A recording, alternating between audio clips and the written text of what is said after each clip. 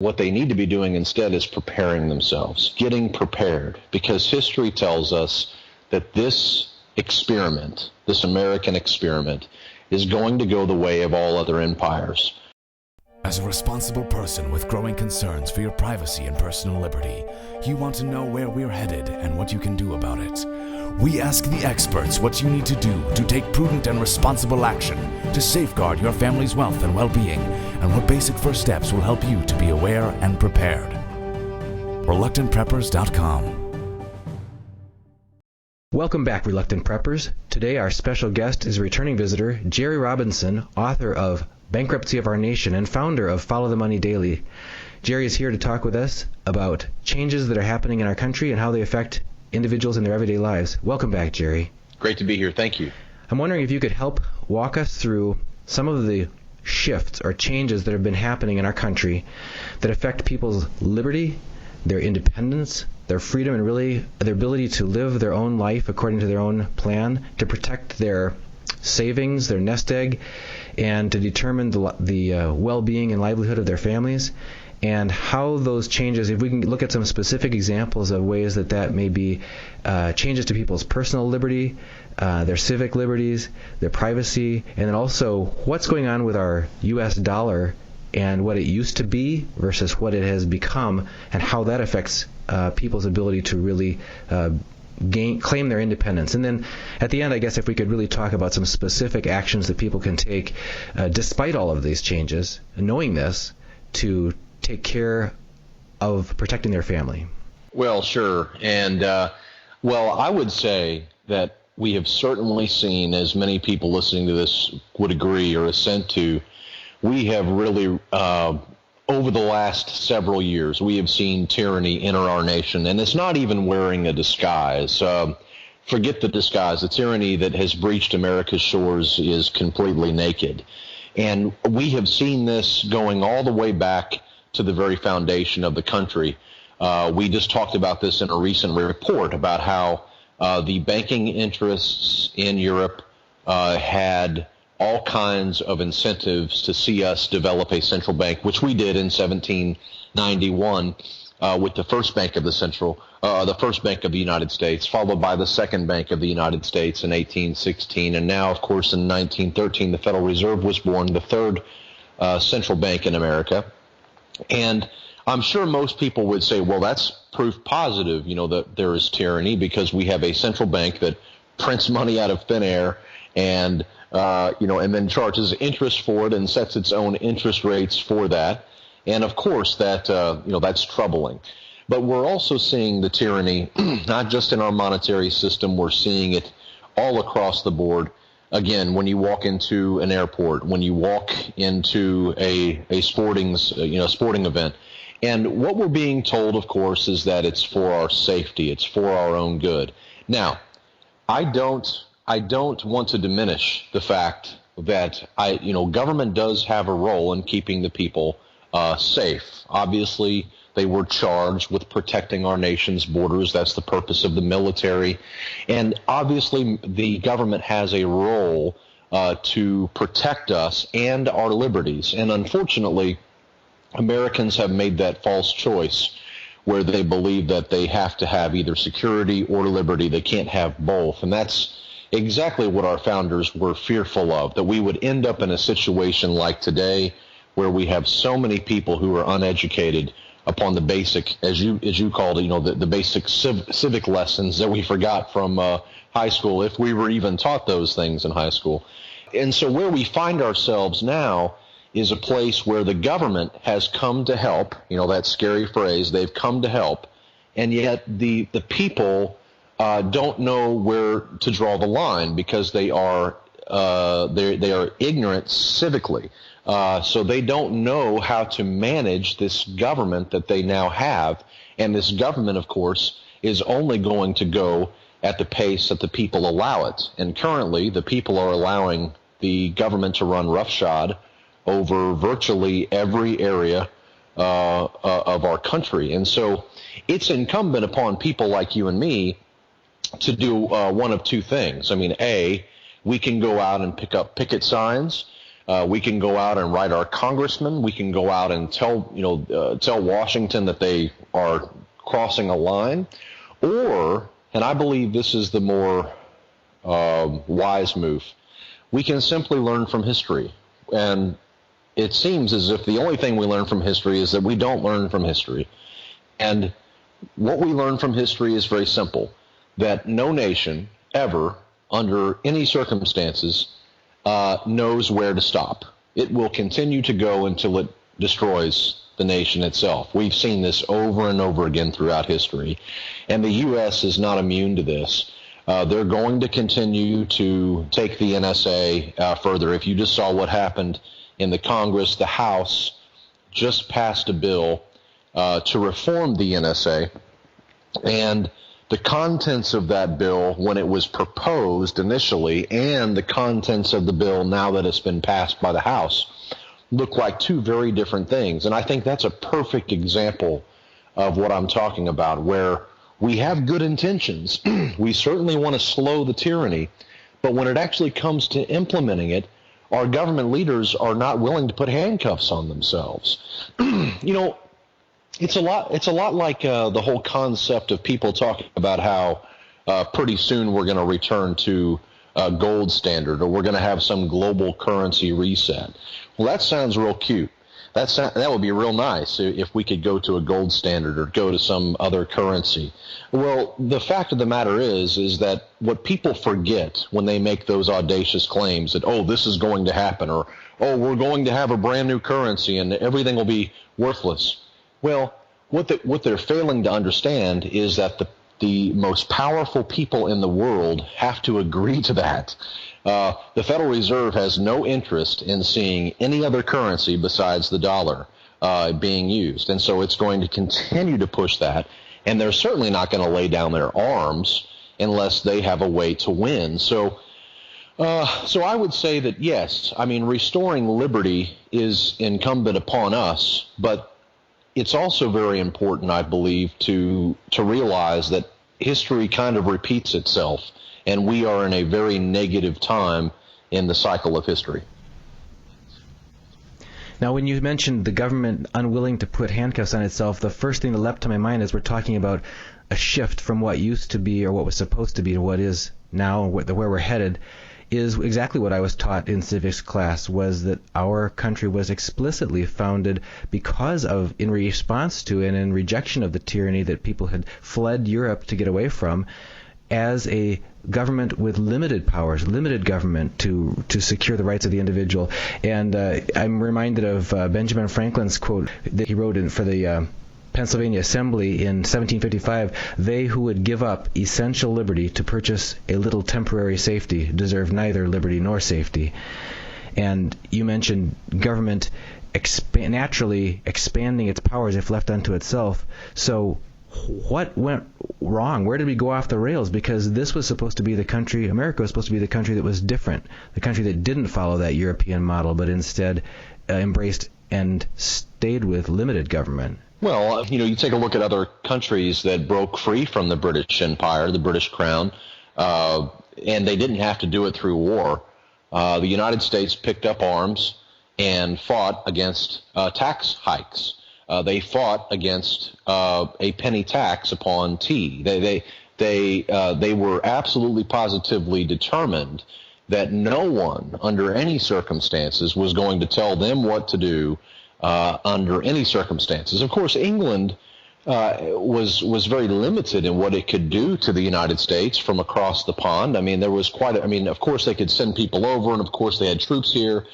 But the point of that is that the United States, although it clothes itself in this exceptional type of clothing, and it claims that it was founded on all these different ideals and all of these different principles, what we don't see throughout history is that culminating in anything. What we see instead is quite the opposite from the very beginning. 1791.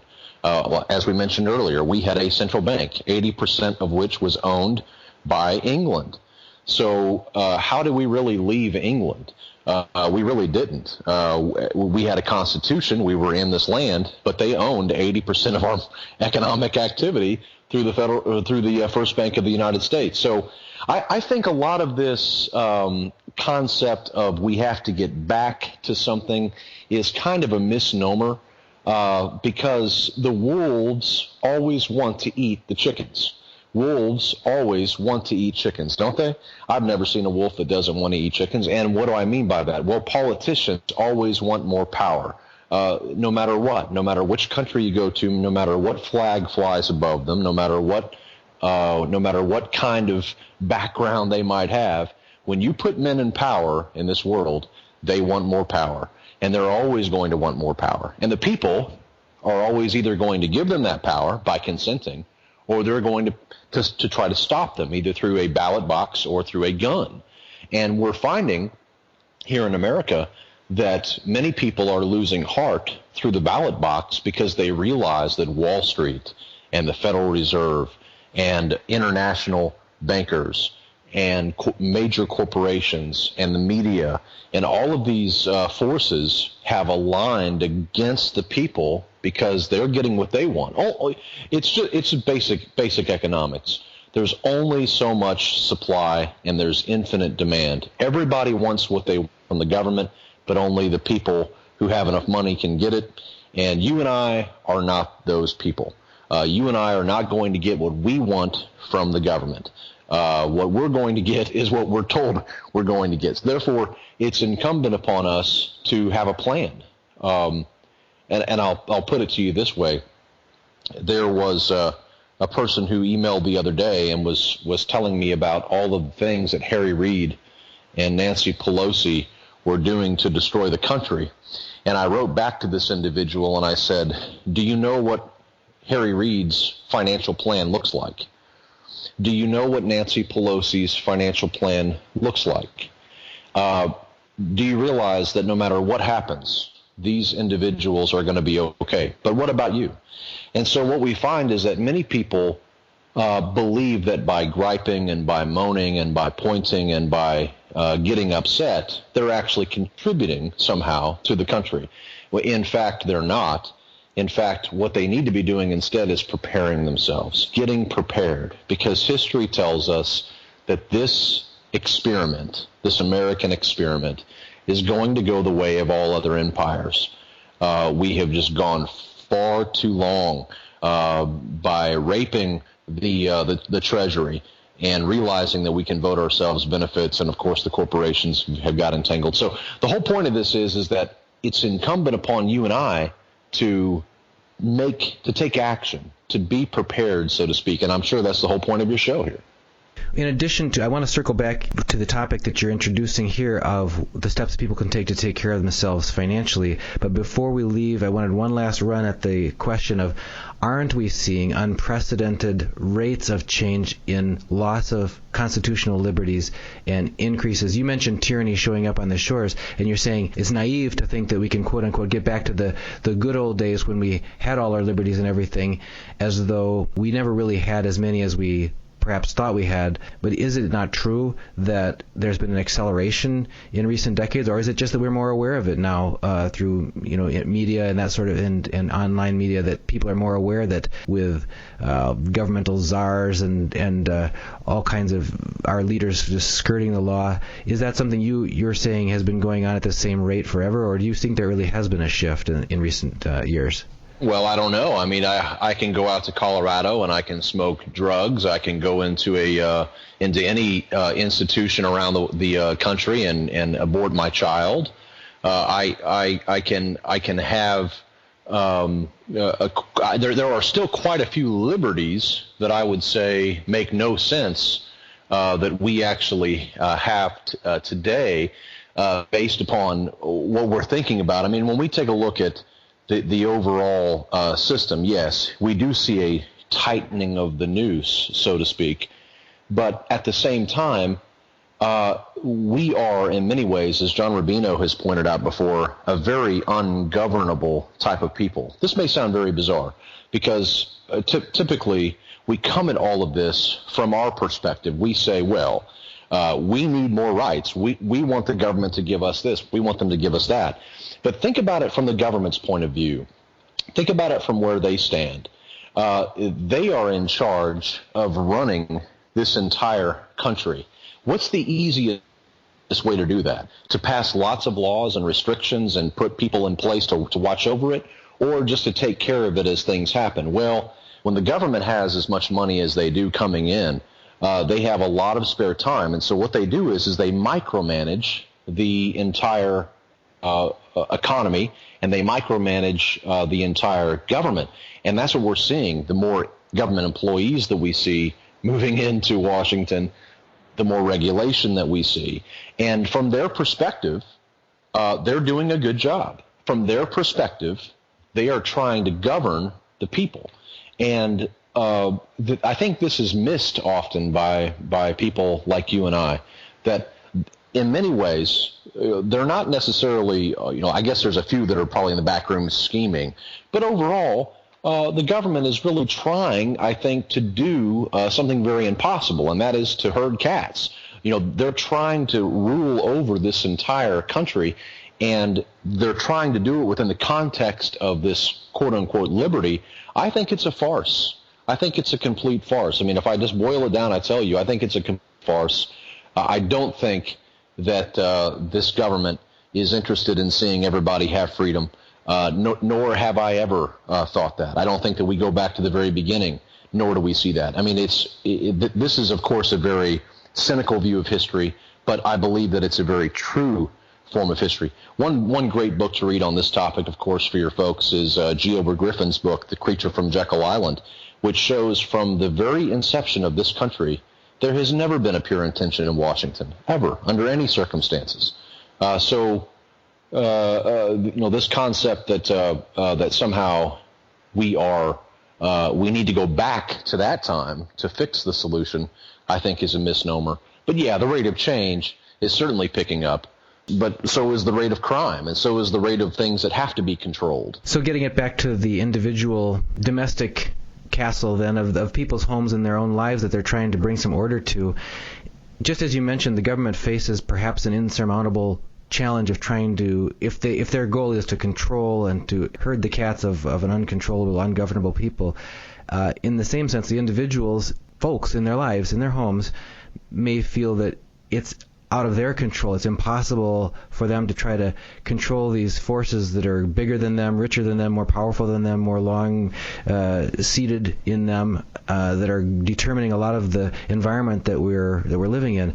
So if we can't directly influence that on our individual basis, then what can we do? What are some specific things that individuals can do to make sure that they're taking care of business at home? Well, I think the first thing to do is to certainly have a paradigm shift in your mind, and I think the paradigm shift becomes: has Washington ever been looking out for me? Does Washington really want me to have freedom of speech? Does Washington really want me to be equal with everybody? I mean, do we really believe this fairy tale? Or instead, what is it really? Is Washington simply wanting more power and more power and more power?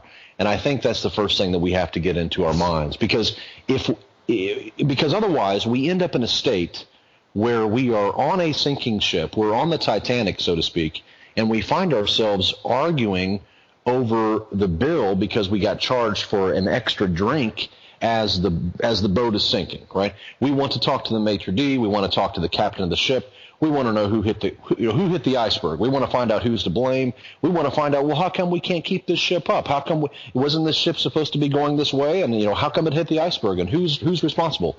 Well, listen, those are moot questions. The first question, where is the lifeboat? That's the very first question I have. The second question is, where's my family? Because I have to get them onto the lifeboat. And so the concept here is that, first of all, we have to shift our mind into thinking that someone else is going to fix this, or that somehow through picket signs we can fix it. Instead, what we have to do is, in many ways, unattach ourselves and our minds from this government. I heard a motivational speaker, this was over decades ago, but very effective and very impactful in my life and the company I was working at the time. And he was giving a scenario of talking about personal empowerment and needing to take accountability for our own lives. Reminded me exactly what you were just saying. He said, we were mistaught through fairy tale after fairy tale that the fairy godmother is going to come and wave the magic wand and make it all better. And she says, folks, if you're still waiting for her, she's not coming. So you've got to be your own fairy godmother. You've got to take accountability, responsibility, and decide what changes you're going to make, what actions you're going to take in your own life.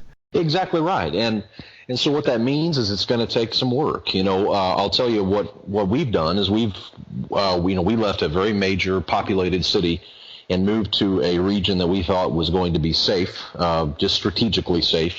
And we're growing a massive garden. We're doing a lot of the things that we've always known deep down we needed to do. I'm referring to my wife and I. And now we're preparing. And I think it's incumbent upon people who are listening to this program to realize that if they really believe that this ship is sinking, then there really is no other option but to begin preparing. I mean, that is the obvious solution. And so preparing means thinking about all of your sources that are required for life. What about your electricity? What about your food? What about your water? What about your income? What about your all of your debt? You want to begin to think about how do I reduce my lifestyle in such a way where I am not dependent upon the system, because the way the system is built now, and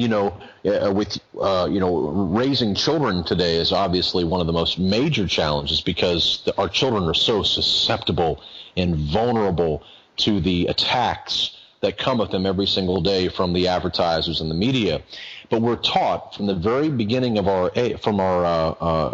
being born that we have to have other people doing everything for us. How do you know that you're rich in America? How do you know that you are prosperous and that you've arrived? Well, you don't grow your own food. That's kind of menial labor to have a garden, isn't it? I mean, isn't that menial labor to go out and actually have to pick food off of the ground? Let's just pay someone else to do that. How else do we know that we're prosperous in America? Well, we don't have to mow our own lawn, or we don't have to do many of these things that we have suddenly outsourced. I think about it whenever I was younger. I never had a moment ever, and I'm sure you didn't either, and maybe you did, but where I actually was confronted with the option of either A, I'm going to produce all of the things that I want to consume, or B, I'm going to outsource all of my production, and I'm going to consume the things that other people make. And that never really was a decision that you and I ever had to make. We simply knew from the very beginning that we were going to outsource most of our production. I'm not going to build a chair. I'm going to buy a chair. I'm not going to build a bed. I'm going to buy a bed. I'm not going to grow a banana. I'm going to buy a banana. That's what we do. We buy everything. And so when this system finally breaks down, that system itself is going to break down. And the people, and this is what I'm concerned about, the people who understand and realize that the ship is sinking, I pray and hope that they also realize that also means they're going to have to turn themselves from 100% consumers to producers. And I think that shift from a consumer mindset to a producer mindset changes everything. When you think about this and you look around the nation, and you see all of the advertisers and all of the merchants and all of the corporations and all of the financial institutions and how they've taught us to consume and consume and go into debt. Really what they have done for us, for you and I, if we want to be producers, is they have created a vast amount of demand from consumers. Therefore, it should be easier than ever today to become a producer and make money. And it really is true, because the majority of people today don't know how to produce. They consume. So if you become a producer, suddenly you're able to make money. And if you're able to make money, you can create a financial plan. And if you can create a financial plan, you can weather the storm that lies ahead.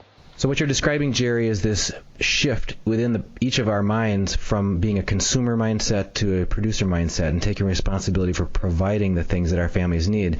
And it occurred to me when you were describing that, that some of those steps that people can take, or maybe all of them, can be taken in advance, proactively. And when we do things proactively, it's much more enjoyable. It's much lower stress. We have more options to choose from. There's this rich array of choices we have. We can take things on, try it out as a lifestyle change, as a hobby, and that sort of thing. And the contrast is being thrown into a lurch of doing it reactively. If we wait too long, and nobody can tell you what too long is. I really appreciate the quote that I heard at the Liberty Mastermind Symposium where someone said, "I'd rather be 7 years early than 1 day late." And when we look at being reluctant preppers, there can be a strong inertia to what we're accustomed to, what we were brought up with, and what we've grown up relying on as these systems that we can consume from. But I'm thinking back to a homeschool field trip we made. We had visited some friends of ours to do some apple pressing. They worked at an apple orchard, and we were able to do some apple pressing for apple cider making.